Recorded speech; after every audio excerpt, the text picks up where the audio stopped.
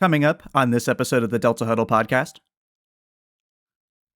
I think back in those early days, we really tried to make things just perfect, just like think of every edge case, think of every way a user, or a customer is going to interact with this. And we would polish it, and then we'd release something. The process at Square now is a lot more iterative. It's a lot more like, okay, we're breaking these into milestones. We're solving this pain point today. Now we're going to solve this one. Now we're going to solve this one. And so we're launching a lot more iteratively. And so the importance of having beta along for the ride and even plugged in at that early research phase and continuously involved is so important. Hello, I'm Stefan Stenroos, and this is the Delta Huddle podcast by Centercode. In the world of fintech, Square is a global leader. Their point-of-sale technology and services allows businesses across the world to succeed. And a global leader also requires a global beta team, one that's ready to test out new innovations and understand how to integrate with a multitude of different financial systems and rules. And at the center of that team is Lindsay Brown. As global head of beta testing, she leads a team that tests from the United States to Europe and Asia, working with their customers to make sure that Square is powering their businesses effectively. In her 5 years as global head of beta testing, Lindsay has increased program adoption by 150%, scaled her team times 4, and led a modernization of Square's beta testing techniques. Her passion for beta testing really shone through in this episode, and we got to cover topics such as curiosity, how she earned the title of Queen of Feature Requests, and how embracing healthy tension was essential for Square's beta team. If you're looking for another playbook on how to run a global beta testing team effectively, it's all right here for you. I hope you enjoy our conversation. Lindsay, thank you so much for joining the Delta Huddle podcast today. Just wanted to start off, can you tell us more about Square and what your team does and how you got into your role? Yeah, definitely. So I'm the global head of beta testing at Square, and I've been in this role for about 5 years, been at Square for almost 8. So it's been a long time. Square is a fantastic company, part of Block now. Basically, Square is a company in the fintech space focused on powering sellers' businesses. So you're going to hear me say sellers and buyers throughout this podcast. That's how, sellers are our customers, buyers are their customers. So we have a suite of tools, really an ecosystem of products that help sellers power their business from every angle, front end, back end, online payments, in-person payments, really everything you can think of, we're getting involved in. So I got my start in beta testing really by accident, or just kind of fell into it. But my prior experience was in localization project management. And I was living in San Francisco, and tech was really booming at the time, and I wanted to make a transition into tech. And I had a great friend working at Square at the time who told me, like, hey, I really think you would like this company. You got to check us out.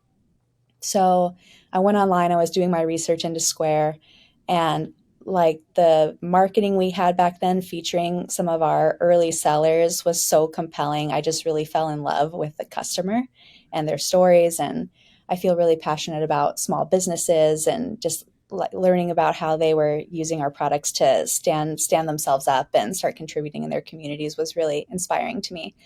So when I came in, I actually came in as an account manager because I really wanted to work with customers, and I wanted to work with customers from sort of the revenue generating standpoint. So came in as an account manager, worked as an account manager for maybe around 14 months before I started missing more of that like project management angle that I'd been in previously. But one of the things that I was known for as an account manager was like the queen of feature requests. Like as I was talking with sellers, I was always like, oh, I can't upsell them on this. They don't have this feature. They really need it. And so around the same time, I started building close relationships with product teams and kind of making a small name for myself there. At the time, I was working with another really great individual. Her name is Kristen Brosh, no longer at Square, but she became my lead, and she was the first lead of our beta team at Square. So I started getting involved with her, doing different migrations and deprecations, really from the account management project lens of how can we steward some of our most valuable customers through these changes, make sure we don't have any churn, make sure they're happy with the new experiences. And from there, I just got pulled into beta, and working with her was great because she's such a I feel like she has such a visionary mind. And so she would run after things like, we're launching this now, we're doing this. And I would be kind of behind her, like pulling her sleeve, being like, no, the plan, the process, the execution, And so the two of us together, it was such a good match because she was so great at being an early evangelist of the beta program. And then I was coming in kind of like the second person, putting all the processes and execution in place. So at the time that she decided to move on to another opportunity, still within Square, I stepped up as the lead of the team. And at that point, there were 4 of us. And now, some years later, there are 25. So the team has scaled quite a lot. Yeah, and we've gone from, running just maybe 1 or 2 betas for each product team to now, we're managing upwards of 100 programs in a year. So it's quite a lot of scale, a big journey, but it's been such a pleasure. Oh, definitely, yeah. And your story, I mean, that seems to be kind of the track for a lot of people who have gotten into beta testing or field testing, et cetera. It's like there's never really kind of like a clear path. No one ever said like, yeah, I applied to be the beta test manager and boom, there I was. It's always like I started in support and then kind of slowly worked my way up. Or I was in one department and someone said, hey, you'd be a really great fit to lead this team. And then it just kind of grew from there, et cetera. So, and you said your team is global, right? So what are some of the different kind of territories or countries that you operate in, and what are some of the challenges of having a global team? Yeah, so we operate, of course, the US and Canada, Japan, Australia, the UK, and most recently we've added Ireland, Spain, and France. So got a lot of time zone share there. That's probably one of the big difficulties is managing a global team across all the time zones, trying to give everyone a holistic experience on the team has been a challenge. But then, each country has its own requirements too. And you have to navigate that landscape, not just the fintech landscape here in the US, but also abroad. So there's a lot going on there as well.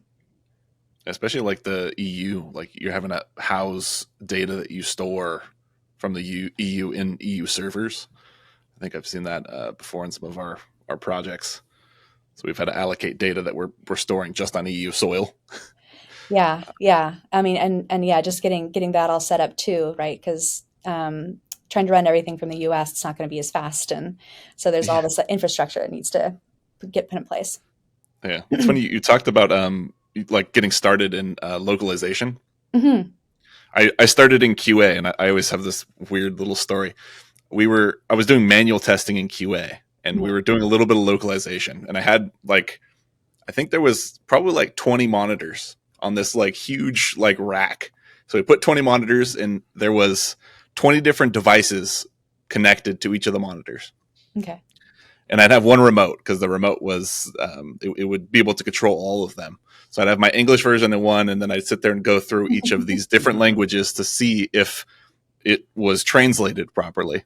And that was not a fun thing. And then we started figuring out that we can do a little bit better localization with beta. So we actually had beta testers in different. This is when I was at Western Digital. We would do beta testers in different locations to help us with the translations, because there were some things that, while literally translated well, did not translate well, culturally. Yeah. It was always fun getting that kind of feedback. Absolutely. I think one of my favorite localization stories was I forget which car company it was, but they wanted to release a car in Latin America, and they wanted to call it Nova. And Nova in Spanish, of course, means don't go. It doesn't go. So that's one of my favorites. But There are so many, and yeah, localization is a big part of the beta process, especially for the non-EN countries. So Japan, France, Spain. Yeah. Hmm. And we've done some tests in the past. Like we've localized fully to different regions in certain projects. And then we've had some tests where we're like, oh, we would like to get some people from different regions, but they have to be English speaking, right? So like, oh, let's get English speaking people in China and maybe in South America, and we'll be able to support them. And it was sometimes it struggles to kind of get off, because obviously the different time zones that you're talking about, like being able to support someone that's in one region just from one location is real tough. So Yeah. hearing that you can support locally, likely in the right languages to support them, Yes. and in the right times within a good reason, a reasonable time frame is it's pretty smart. Yeah, I think I was able to start hiring internationally in early 2019 was when we made the case for that. And it's been so beneficial to have people on the ground. You really can't replace it. Like if I had to call people back, I don't know what we're gonna do because there's just so much value that you can get from having someone on the ground, not just to be with the sellers in person, of course, but also all of the local nuances, the local regulations that they live with day in and day out that we would never think of, that research might not uncover if you didn't have someone telling you. So it's very important. And the recruitment on it too. We've used it in the past where we'd worked with people from different regions, and they can tell you where you should go to go find certain people. Like they can give you like, oh, here's a great forums that we use here locally, or here I'll be able to go talk to this group of people and get us a group of people. So yeah, local knowledge is huge when we're talking international, and getting people, supporting people, building a connection with them, which always means that we get a little bit more engagement out of the testers. So doing a good thing there. Kind of goes back to building that connection with the customer, right? Earlier, you were talking about how you kind of had that passion for the customer's voice and being the queen of product requests and all that stuff. And I think that's kind of one of the really unique things about going out there and trying to find like the real user, right? Whether in your case, it's like a real seller or a real buyer, right? You can do so much modeling to say like, okay, this is what the market's going to look like, and this is what the usage is going to look like. But I'm sure you've experienced it, right? Once you kind of get on the ground, it's like, whoa, this is a lot different than what we'd expected. Yeah. I mean, I think, going into some of these tests, especially when you're launching a new product, you have a set of assumptions, right? You're like, okay, we've done our research. We know that this is what people need. And you have these preconceptions of how people are going to use it. I was just talking to another wonderful participant that you had on a previous podcast, Sharon, and she sent Sharon. me, wow, she's great. She's great. She's so great, and she's one of the original, like the OG beta people. She's like bubble. She's there. I heard that podcast, and I was like, oh my god, I gotta talk to her. So she sent me this wonderful visual of the path you think people are going to take through your product, which is just like A to B, and the path they actually take, which was just like this crazy squiggle. And I'm like, yes, absolutely that. But then you also don't know how people might think to use your product in advance, and they might have some clever way of thinking about it that you're like, oh, we never even thought that this could be a value prop or something that people needed until we actually got it into the hands of real customers. Yeah. You think it's an edge case until most of the people are operating in that case. Yeah. And I love what you said about the preconceptions. We've done research, right? We know who our user is, we know the target market, we have the features that we want, their expectations, and then we get to beta and oh wow, they're suddenly different, right? It's because we've done research many months ago, maybe years ago, and that's just the product has morphed, the environment has evolved, the landscape is changed, everything's getting it's different from when we had done the research. That's why it's so important to kind of continuously add and inform yourself with users. It's so valuable. Yeah, and Square's changing more and more in that direction too, even in the years that I've spent working in the beta testing space with them. It's like when we first launched Square, we were kind of the first of our kind. We were the first, company that was allowing people to take credit cards outside of the major banks, and so we didn't have a lot of competition. Mm-hmm. And so we kind of pulled way ahead in those early years. And then started adding value from there. And so I think back in those early days, we really tried to make things just perfect, just like think of every edge case, think of every way a user, or a customer is going to interact with this. And we would polish it, and then we'd release something. And now it's definitely a different landscape. We have more competition, and also, looking at trends over the past few years, we've definitely seen how quickly things can change, right? The environment can change. And so the process at Square now is a lot more iterative. It's a lot more like, okay, we're breaking these into milestones. We're solving this pain point today. Now we're going to solve this one. Now we're going to solve this one. And so we're launching a lot more iteratively. And so the importance of having beta along for the ride and even plugged in at that early research phase and continuously involved is so important. So we're definitely seeing that shift over the past few years at Square, and the relationships that we're starting to build with product teams now have really evolved.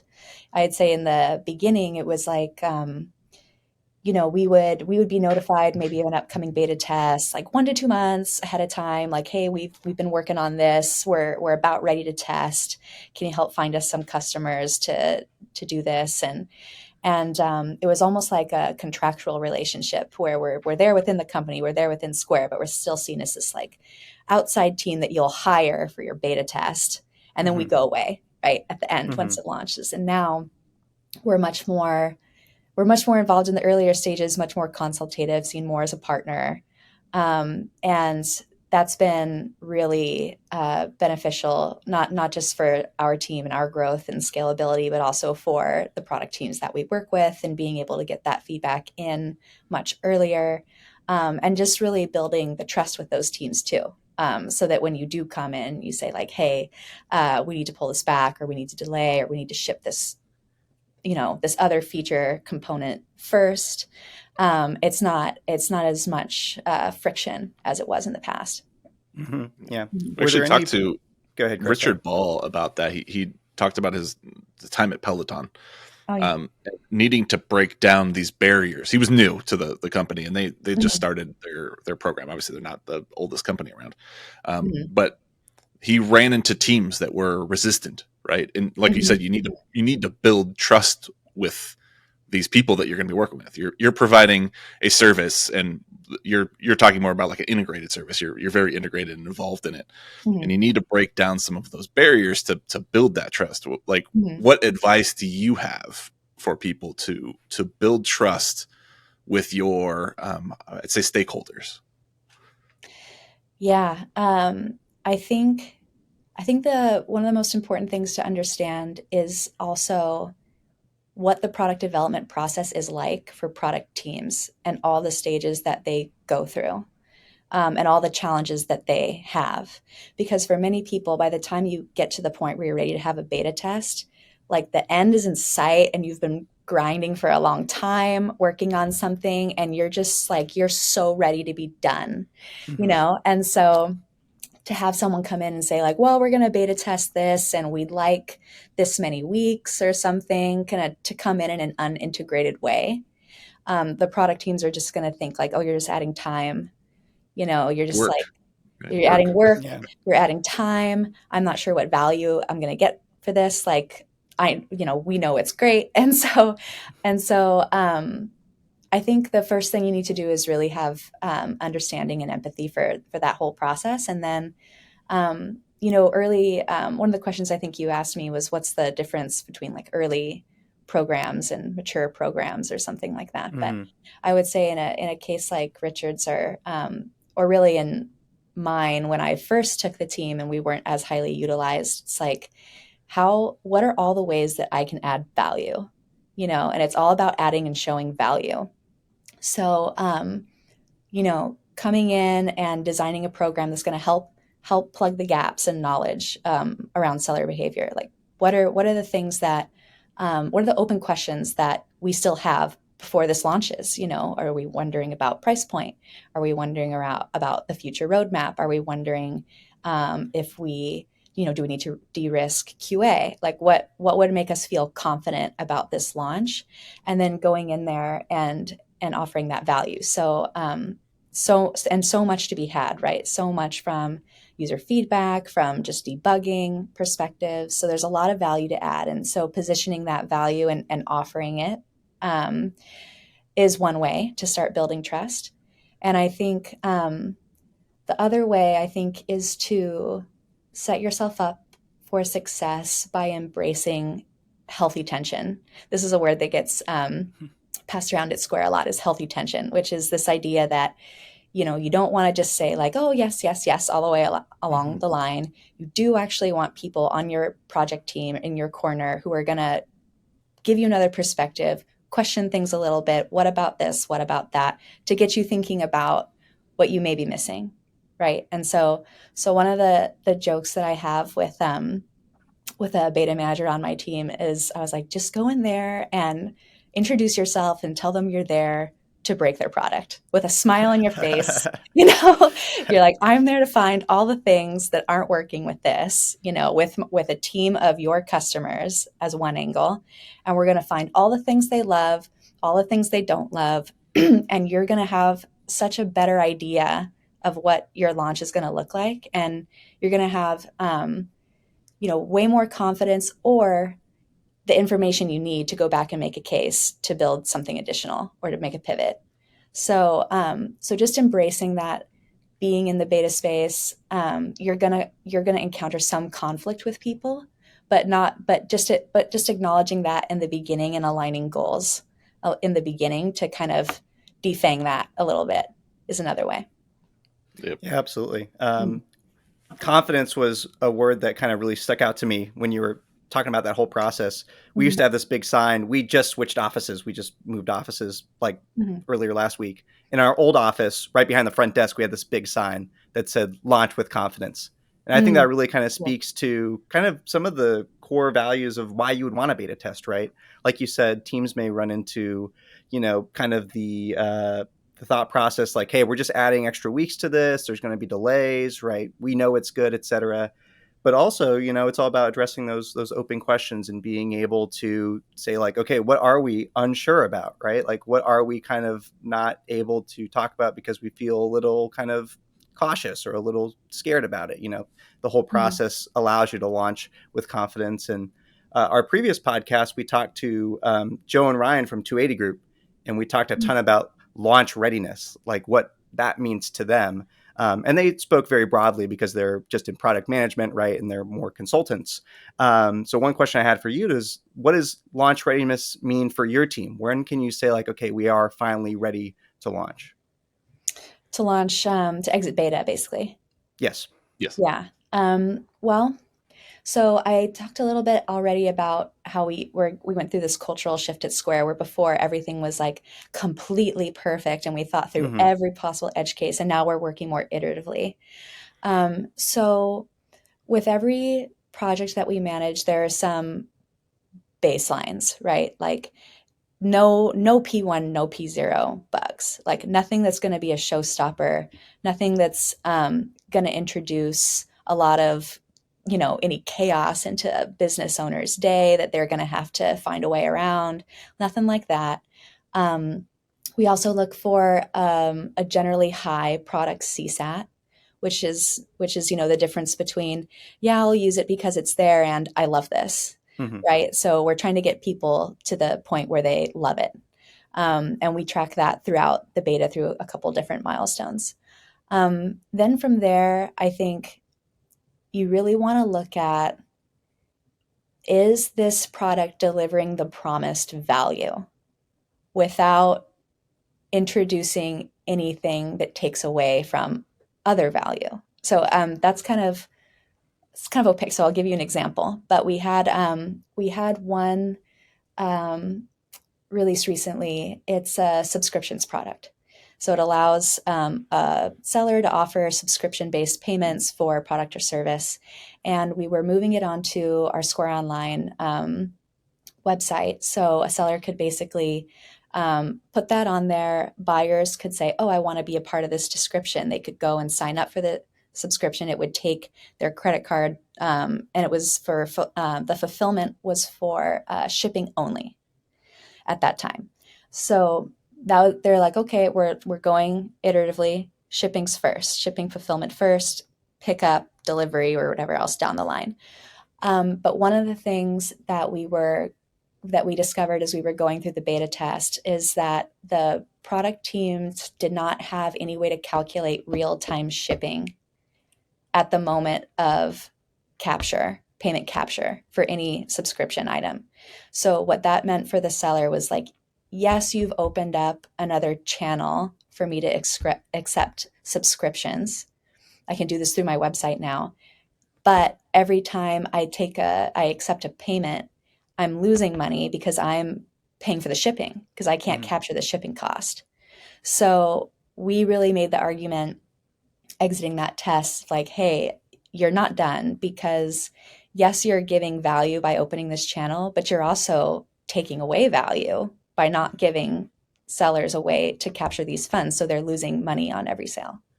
And that's not done. Right. So that's one example of what I mean by that. It's funny. I have a semi-similar story in that vein. We were at WD working on a media player. And this particular, we had a handful of media players already out there, but this particular media player that we were beta testing didn't have probably one of the most popular streaming services. It didn't have Netflix on it. So we tested it with the beta group, and there was everyone was flipping out. They're like, nope, you can't like this is no one would appreciate this. No one would buy this because they didn't have the one thing that they wanted. There's a few other things missing in comparison to the other media players, but it got something like a negative 60 NPS, and we were doing like a beta net promoter score, and that was just one thing. We're like, hey, product team, like this is what the market's saying. So we had something like 200 something testers, and it was not all bad, but it was mostly bad, and we did actually get to delay that launch because of that gap in feature. It was mostly on the CSAT side. There wasn't a lot of the problems with like the P1s or big issues. Which those two things, those two criteria that you let are like hands down the most popular exit criteria. Like we had done our industry surveys, like those two are the exit criteria that people have defined. No P1, no P2s, no high severity issues going out because it will cause a storm. And then set some kind of subjective rating. Either it's a star rating or a simple CSAT or a net promoter score or some subjective rating. Yeah. So. Yeah. So interesting kind of, having that core value, being able to supply that, but it kind of opened my mind up to the idea. It's like, hey, we need to provide value without also taking value away from something else, right? So it really is kind of that give and take and making sure that everything is properly balanced, like all things should be. You said that kind of your team was starting to grow at the beginning of 2019, early 2019. Yes. And then obviously a year later, early 2020, we enter this massive, kind of shift with COVID where everyone is inside and no one's actually going to restaurants or stores or little shops, et cetera, where Square was likely used often, right? That's where I see Square the most, at least. Can you talk about a little bit some of those challenges that you experienced during that time? How did your team properly test in that environment? Like, what was that actually like for you? Yeah, that was a lot of scrappiness, I'd have to say. I mean, even for hardware testing, we used to, our alpha program for hardware testing, we used to just set it up in all the lunch areas, come and run your card, buy yourself lunch. And that would be our testing, right? We had so many employees in the office that was our, payments acceptance testing for hardware. So we had to make a lot of pivots. A lot of people turned their homes into semi-fulfillment centers, Mm. because again, with hardware testing, you have to unbox, you have to boot it up, you have to do the initial testing before you box it back up and send it out to people. So we had we had like funny Slack channels of like towers of towers of boxes of hardware and all that stuff in our rooms. And yeah, it was a crazy time. I would say, even though there was definitely a slowdown in terms of card present payment activity, right? People Hmm. going into shops and things like that, the online world exploded. So that was like our Square Online team went through just a renaissance of product development. It was like, um, it was so busy, but it was also just exciting because we were like, people need this. They need these Hmm. tools. They need it now. They're trying to save their businesses. And so we had a fire lit under us to ship so many more incremental features within Square Online. And so a lot of attention was going there. Um, and yeah, so I think, Square weathered that pretty well. A lot of our sellers weathered it well. Of course, that wasn't the story for everyone, so Hmm. it's tough, to hear of everyone of customers struggling. But I would say for us, it was kind of an all hands on deck moment, to try to ship as much as we could, deliver as much value as we could during that time. Yeah, absolutely. And it's interesting how those big paradigm shifts, like you said, just lights a fire under the team, right? And just promotes like, how can we look at this differently? Like, hey, there's Yeah. this huge customer base that suddenly needs us, right? And they need us to be Hmm. able to go in there and Hmm. start developing, new features to tackle all this. And Yeah. it sounds like you guys also do a ton of dog fooding at Square as well, like just having kind of the technology present on campus or within your offices. And if you want to Yeah. push something out, you Yeah. know, the other Square members, I don't know if you guys have a nickname for people who work at Square, but everyone else at Square is kind of an active tester, which is also really cool. And Chris, I know Yeah. you're a big proponent of dog fooding as well. So that probably is music to your ears. Yeah. Do you It's guys call it dog fooding? Oh yeah, yeah, and we're just squares. It's easy, just put There an you S on go. it. Yeah. I But did actually, not think of that, which is super Yeah. funny. yeah, Just it's so simple. But but actually, thinking back to the last question, I think it's interesting some of the things that we launched. Mhm. So so some of what we developed during that time was a lot for the restaurants industry, especially. So like how can we help people still run their business but at a distance, right? So we one of the things that we developed was we called it self-serve ordering, which is basically, it's I feel like it's everywhere now, but at least it was. You would go and sit down at the table, you would have a QR code or something there that you'd scan, pull up the menu, order off the menu, orders sent to the kitchen and brought out to you. You don't need to, or you can go pick it up. You don't have to have that like constant interaction with the wait staff and all that kind of stuff started coming out. Like how can we? People wanted more distance between the register and people. People had those like shields, remember, over the register and like the guests and the line, and a lot of online ordering. Like order ahead. I want to pick it up. I don't want to stand in line around a lot of people. And even like I think some of our products, like anything that would give distance, right? So we had a Square Terminal. It's like Square Terminal was like a standalone. You could just like put it out at a distance. People would tap on that, as opposed to like coming right up and handing a card or something. So there's just a lot of different behaviors that way. And I remember we were some of the um, restaurants PMs and I were once in a room talking about it. We were like, is this going to change how restaurants operate, forever? Like, is this going to be lasting? Like, we didn't know, we were just like, so that's one of the things you also think about, right? Is like, are we building this for the moment or is this going to be kind of how it is in the future? So it was a really interesting time. Yeah. So one question I had for you is, with all this AI stuff coming out, Mhm. LLMs and Bard and ChatGPT and Bing and all this stuff, how do Yeah. you see that affecting not just your industry, but also the way that you beta test and make sure products are ready to go? That's a good question.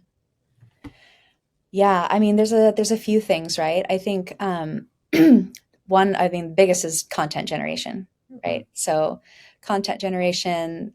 We have a lot of, support guides, how-tos, and things like that we include in our beta programs to help people get started. So I think definitely generating some of that content for us, teaching it how to do that. Feedback capture and analysis is also a really big one. Working with those data sets, categorizing it a little more finely, and then probably more intelligent communication and follow-up communication. So right now we have, for example, the ways that, the different channels that we work through and the ways that we work with sellers. We have a few. We do phone, email. We have surveys that we send out. We have an online community. You have a bunch of different channels for sellers to get in contact with us. All of that relies on a person being there. So there's definitely a potential, as AI gets more smart and intelligent, to replace some of those things with AI. It's not gonna, I don't think, ever really replace completely, because there's definitely like a level of decision quality that's needed for every beta program when you're looking at feedback and when you're trying to decide like how much you want to dig into something versus what you're going to take at face value. But in terms of the efficiency of running a beta program, I think that AI has a lot that it can deliver. Yeah, absolutely. Yeah. Chris, we've got a couple AI tools in Centercode that kind of make that a little easier. Do you want to expand on that a little bit? Because I feel like we tried to get a little ahead of the curve on this. We're not quite at the level of like, hey, you just ask Centercode to give you feedback and it finds the testers and does it. But can you talk about that a little bit? Kind of some of the AI elements that we're working into Centercode and some of the automation we have? Yeah, we're definitely working on some stuff actively to figure out how AI really fits into beta as just an industry as a whole. Yeah. And a lot of what you said, Lindsay, is kind of right on the money. There's so much into it in terms of helping, I'm going to say admins, helping the program managers be able to speak a little bit faster, get over some of those hurdles, get responses out quicker. Because if you can kind of give a rough explanation to an AI and it can generate you a much better email or response to feedback or a request that you have, it's going to streamline stuff. Same thing with the data sets. Or take you through the troubleshooting steps. Exactly. You can input an entire troubleshooting manual. Yeah. And like you can have it respond with, oh, here's you ran into this issue, so here's the the symptom. Now here's some steps to attempt to get around this, to work around, or here's what you need to do to resolve that issue. So that's huge in the support side of things. The data analysis is the one that I'm just, oh man, I love data, and I have my hands on the alpha version of the code interpreter for ChatGPT. And I just, every single day I have something going into it where I'm just looking at different types of data, doing some response coding, some categorization, some just like any depth that I can get that it would ultimately be manual work for me. I get just a little bit ahead. Give it some good context, give it some good instructions, and you can get something great out of it. Without those things, you're going to get a very basic, boring, not great response from the AI.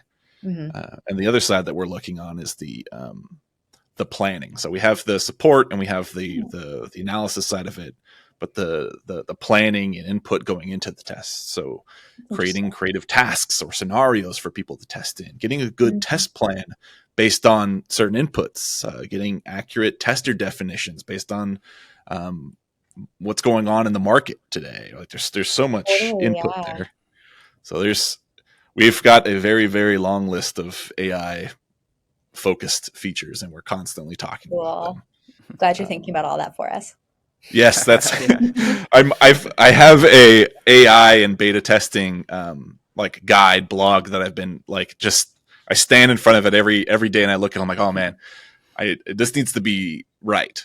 So we're going through all the justice. Every week I go to lunch with our CEO and some product people and some just, some of our executives.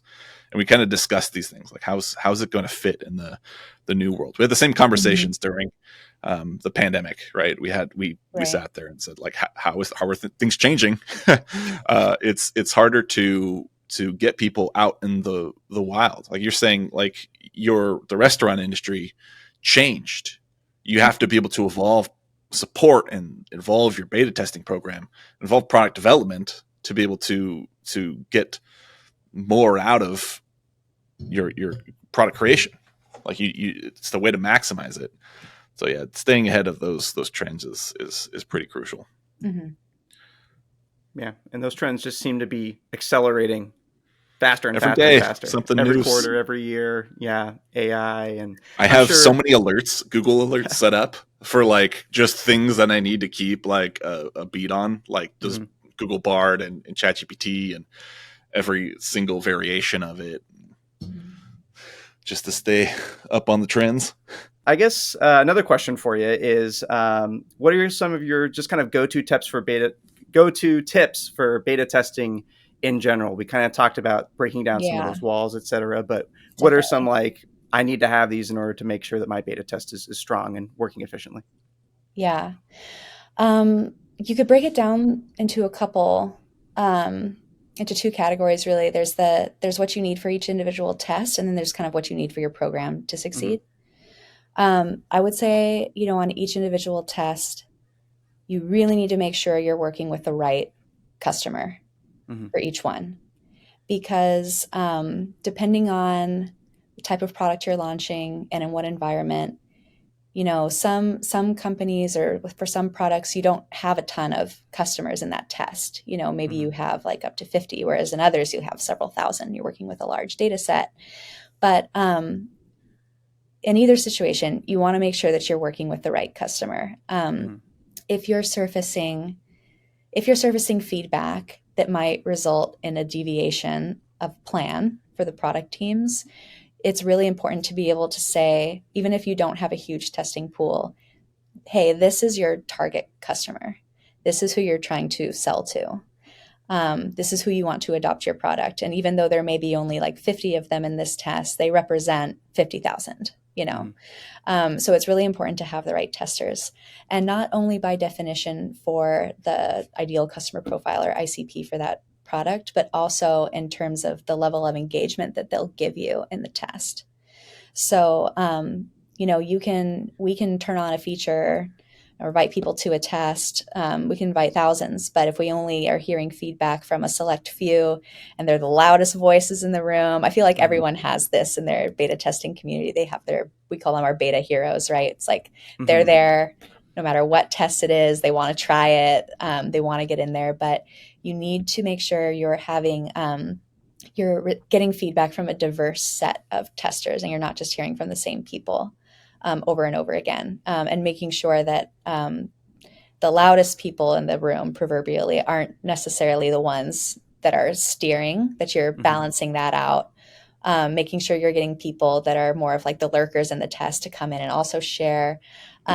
So I think, as you're getting started, putting some sort of gauging interest early and trying to figure out who are the people that I'm going to rely on for this test is important. So you want to make sure that you have the right testers.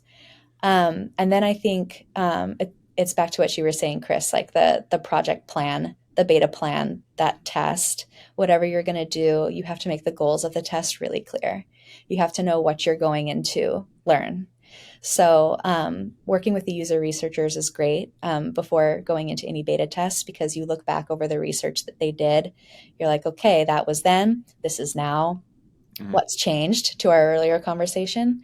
What's new in the environment that we need to address in the beta test that wasn't captured by the research because that was done at a different time? And also, like, what are any assumptions that we might have about this product that we want to test? So you want to really define what you're going in there to learn. It's more than just kicking the tires on something, right? And making sure that nothing falls off and it works. There's also, is this product a fit for this customer? Is there some glaring missing component that they absolutely need to get value from it? So you want to define that really well in the project plan. And then as another component of that project plan, I'm laughing a little bit because it's like you have plan A and then you have plan B, C, and D. Because like something's going to go wrong. something's going to go Always. wrong. Always. So you have to have your backup plans. You have to have your mitigation strategies. If I can't find enough of this kind of seller, what am I going to do? What are all the channels that I can use to hear from sellers or from customers?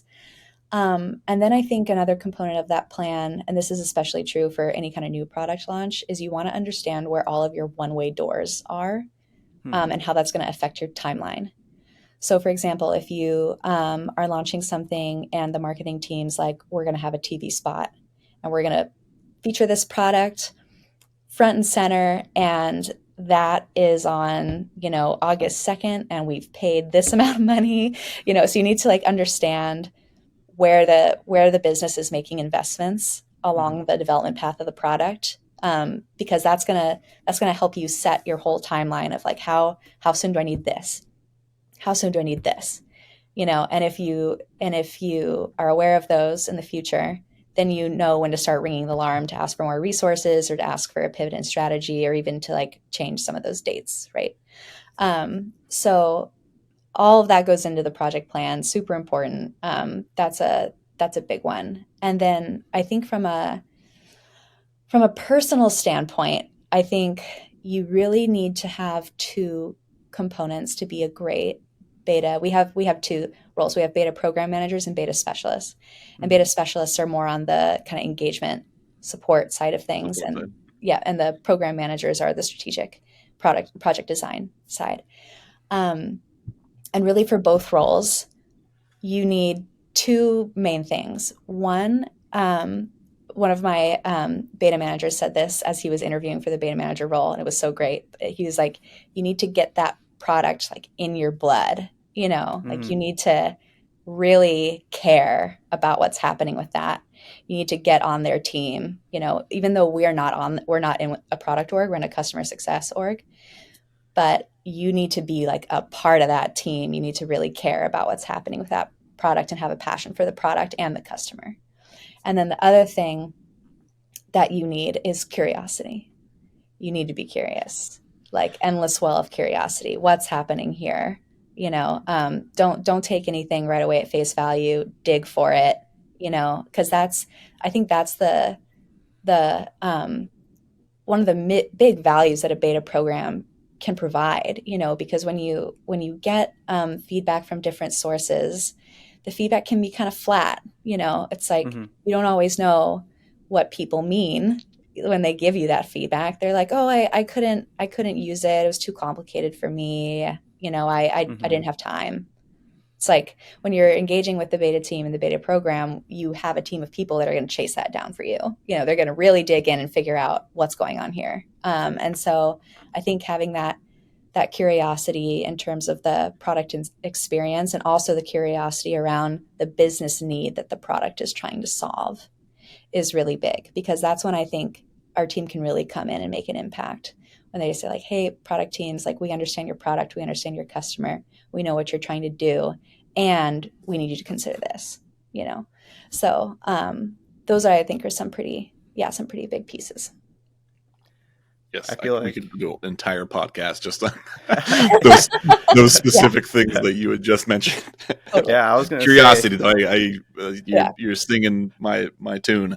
I love curiosity. Yeah, you need to have it. You need to have curiosity, because, like you said, a tester submits feedback, and a lot of times it's like you say, it's flat.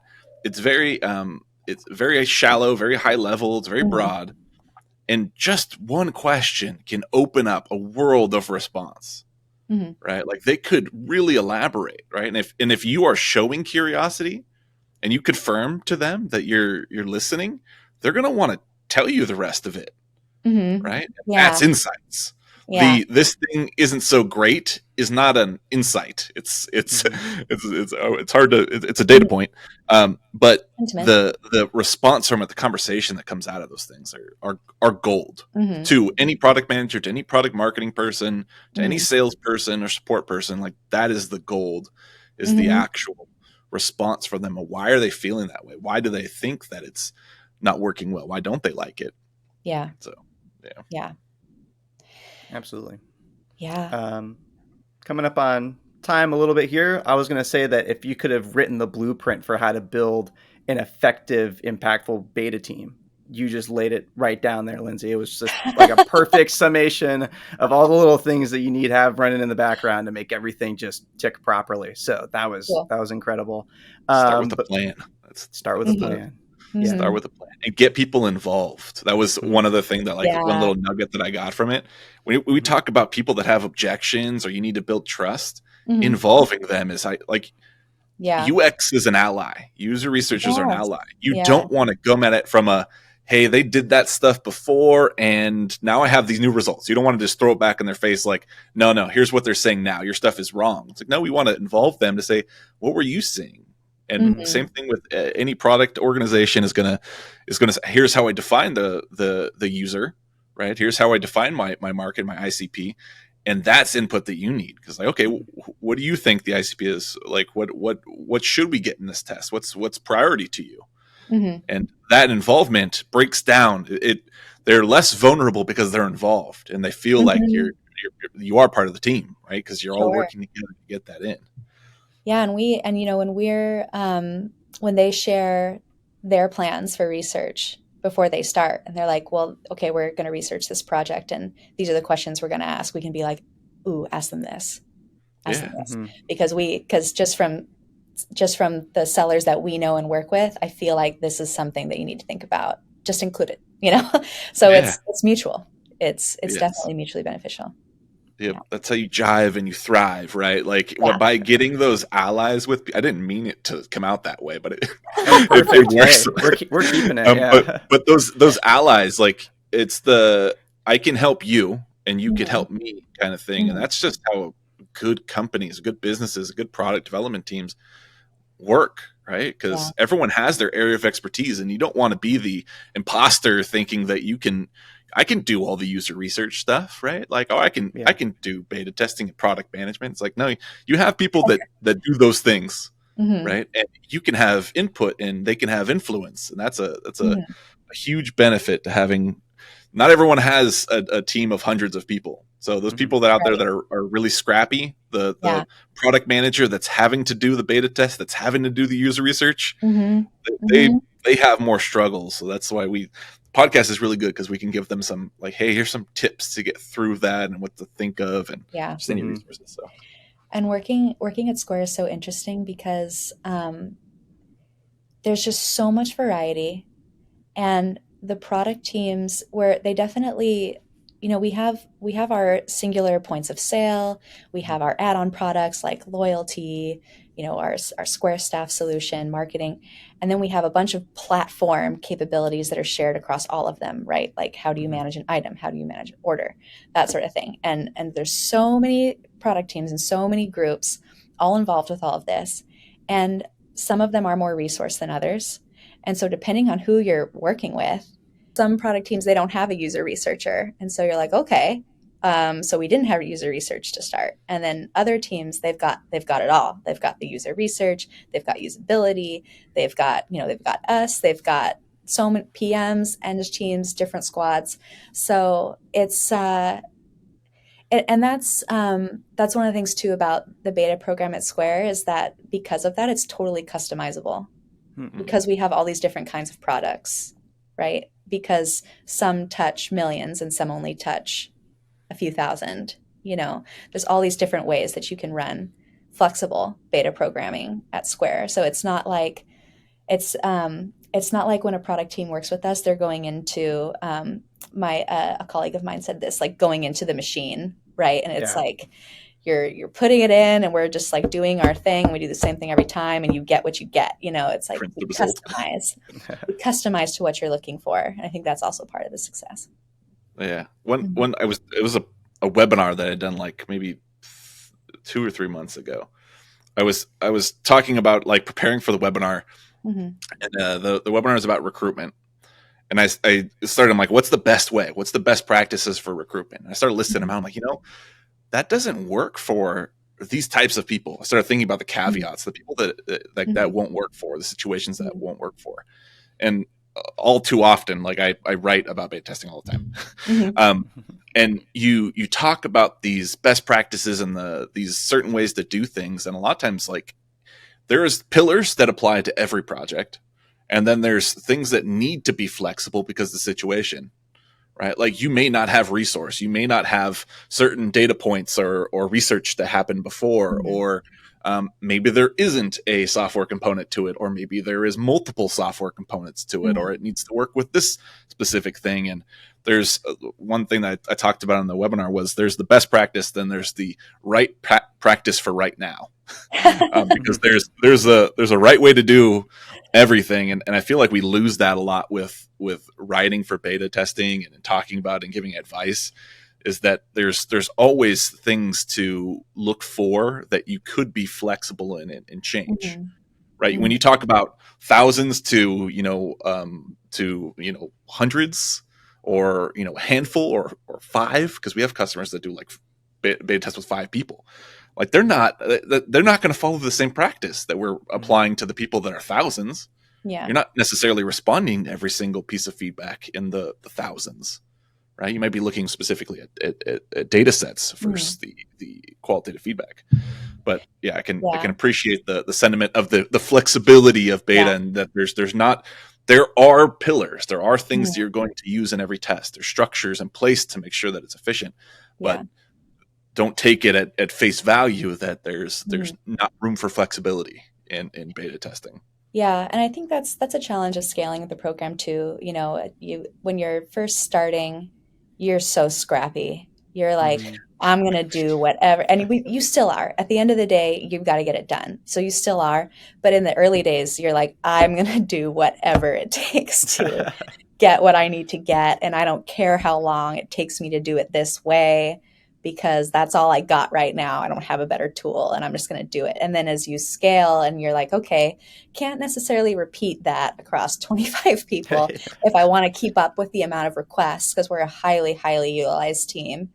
And we want to keep saying yes. We don't want to say no. So it's like, how do you try to, make it more scalable process procedures, more scalable tooling, and that sort of thing. But I think, one of the questions you had was about like what it's like to do beta in fintech. And I was thinking about that, and it was like, I was thinking about what are some of the, industries or programs where you just don't want things to go wrong, and and it's like, it's about, and I was like, oh, well, safety, like transportation, medical devices, but then it's also like, finances, Don't financial. mess with my money. Don't mess with my money. Absolutely. It's like anytime we have sellers who, even now, if you go online and you find a forum of businesses trying to understand if they should go with Square or they should go with some other point of sale, one of the first questions they have is my money safe with Square, right? Or with any other company. So one of the first things on people's minds is, am I going to be able to accept payment, and am I going to get paid at the end of the day? So whenever we're doing beta programs that affect that aspect, right, it's forefront in our minds. It's like, we need this to go well, because if it doesn't, someone's not getting paid today. And that makes a really big impact in people's lives. And it's also a highly regulated space.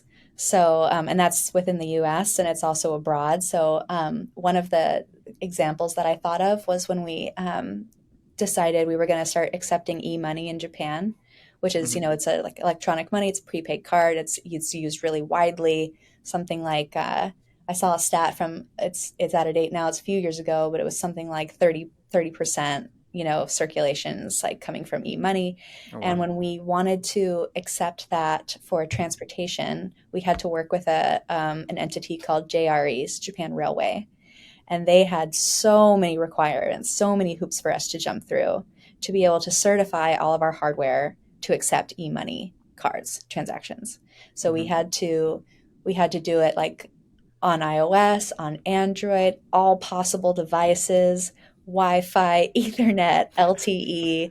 They wanted like hundreds to thousands of transactions in each environment separately.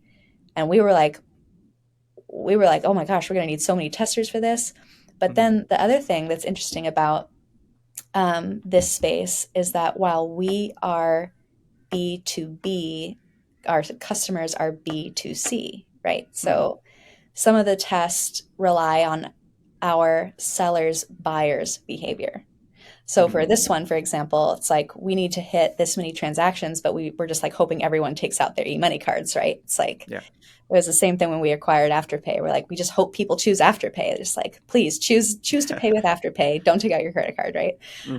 So there were times in Japan where it was like, okay, we're like nearing our deadline. Let's round up the office. We're walking down the block to like these testers, and we're all going to buy curry bowls for lunch, or we're all going to like, we're buying coffee over here. And we would just like trying to get the transactions in any way we could to meet those requirements. So it can be very highly regulated, very tight deadlines, and also very high stakes. So it's a lot to think about. Talk about the value of beta though. Like, what is the alternative to to getting some of that data without something like a beta program? Well, in that case, we couldn't have done it without the beta program because they also wanted to see performance, so they wanted to see transaction speed of under 2 seconds before they would certify. They wanted to see failure rate of under 5% for certain cards. So they literally wouldn't have let us do it if we hadn't done the test. So I like it. Very, very, very, very dynamic. That seems to be always the quote. It's just so many different variables that you have to account for. And I mean, Japan Railway, that's a huge part of the country as well. So much of the travel there is done by rail. So it's got to be locked tight to make sure everything is really, really solid. So, but excellent. One last question I had for you, Lindsay, and Chris, if you'd like to opine as well. I'm sure you've got opinions on this. We just kind of laid out the foundation of a great team, the things that you need to take into account when, testing abroad or testing locally or testing with anyone really. What does the future of beta testing look like for you? What does it look like for your team? How do you see things changing in the next 5 or so years? Yeah. What's your thoughts? Well, while I would say that we're a pretty mature program, we're going up market in a bunch of different areas. We've been going up market for years, and we do not have beta is not plugged in our product experience in a way that allows us to really seamlessly streamline onboarding into a test and feedback during a test. So one of the things that I've been pushing within Square for a while now is a place, a beta home somewhere within our products where a seller can go. It's personalized to them. It knows what products they're already using. It knows what products might be good fits for them.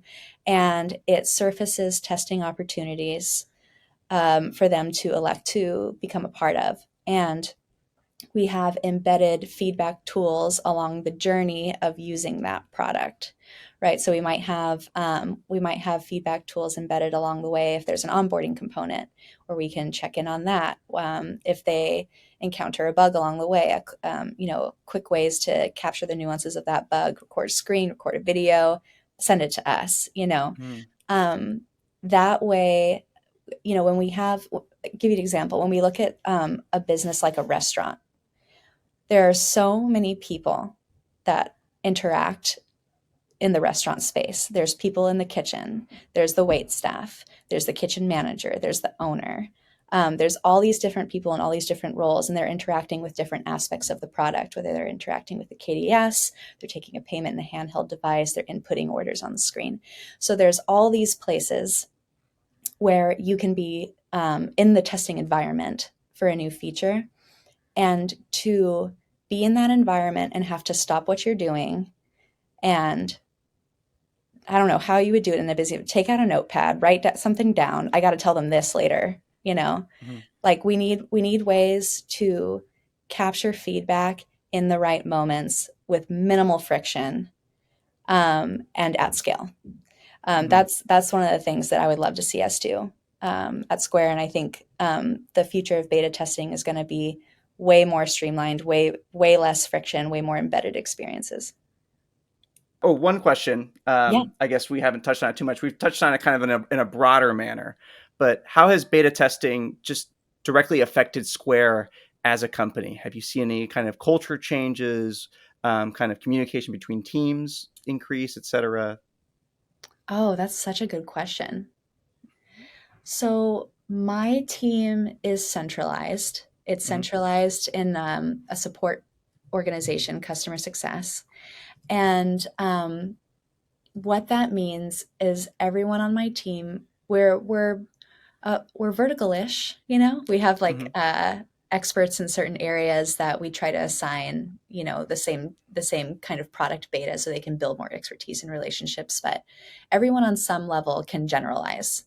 So that means they see they'll work on one product over here, one product over here, and my team has a really unique view into how launches are planned for and run and how the products connect to each other. The Mm-hmm. other thing is that, you know, as a company, we go through different shifts, right? So we had our like all hands on deck shift during the pandemic. Now, you know, with the climate that we're in right now, it's kind of like, okay, shore up, let's plug gaps, you know, let's take things that need to be let's take things out of silos and put them on the platform and do all this great background work that's going to make us more successful in the future. Mm-hmm. And so we've been doing the same thing as a beta team. And a lot of what we've been doing going into this year is doing a lot of that evangelism to get product teams across the board, across Square, to change the way they think about beta testing and the development process. And some of the changes that have come from that have been different quality initiatives. Definitely not coming out just only because of my team, but we've Mm-hmm. been able to participate in those quality initiatives and really bring the beta lens to them. So, like as a team is looking at, you know, any kind of tech debt or something that they've accumulated, and we're trying to clear all that out. It's like, okay, and as we're clearing that out, how can we be thinking about preventing this from accumulating in the first place, right? And so there's a lot of conversations happening around how we do that, how beta is involved and contributes to that, and also a lot of talk around how, you know, we evolve the beta program to continue to go after sellers up market, you know, who don't engage on the level that we want, to the degree that we'd like, from more impersonal but scalable like engagement methods, right? Mm-hmm. So how do we like white glove, we have like white glove elements, but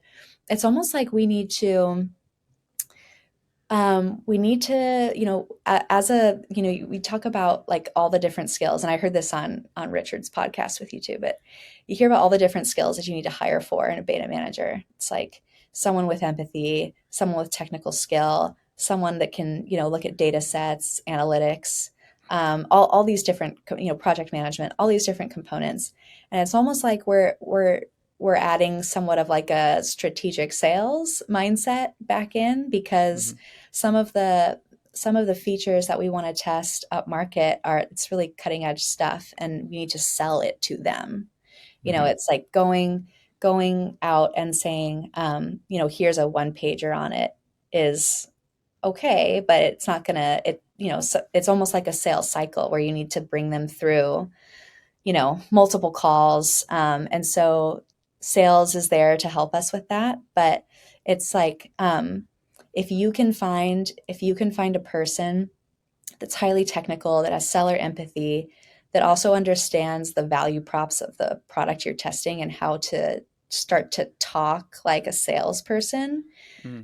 then you can, you know, then you don't have so many different channels that the feedback is coming through. You minimize the potential for misunderstandings or miscommunications, and you can really like carry some of those hero sellers through the beta.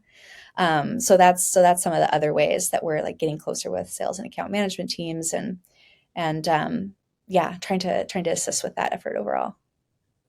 Did That's that amazing. answer the question? You did an amazing job. That was perfect. Yeah, there we go. Okay. Yeah, knocking those Cool. walls down, making sure everything operates properly, and then just Yeah. continuously evolving for the future. But Mhm. Lindsay, thank you so much for coming on the podcast. Mhm. We've got so much to unpack here, and I think this is just another big, like, we've had a couple episodes like this, Alex Larson and Richard and Sharon, where it's just like, Yeah. here's all the tools you need, here's all the knowledge. go out and do it. So Yeah. thank you so much for coming on and providing that. Sure. Thank you for listening to the Delta Huddle podcast. If you enjoyed today's episode, leave us a like or a 5-star rating. You can also find us on Spotify, Apple Podcasts, YouTube, and anywhere else you get your podcasts. We'll see you in the next episode, and happy testing.